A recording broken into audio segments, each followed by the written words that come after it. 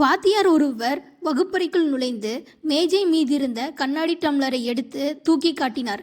இது எவ்வளவு வெயிட் இருக்கும் என மாணவர்களிடம் கேட்டார். மாணவர்களோ 100 கிராம் இருக்கும் சார், 50 கிராம் இருக்கும் சார் என ஆளுக்கு ஒரு எடையை சொன்னார்கள். இதோட சரியான எடை எனக்கும் தெரியாது, ஆனா என்னோட கேள்வி அதல்ல.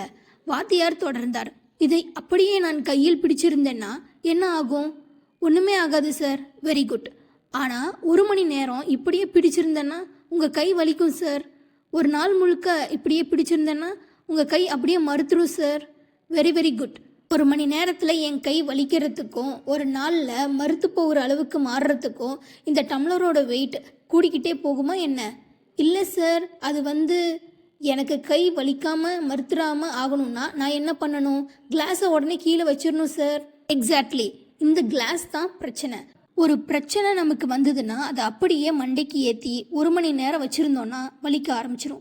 ஒரு நாள் முழுக்க அப்படியே வச்சுருந்தா மூளை செயலிழந்து மறத்துடும்.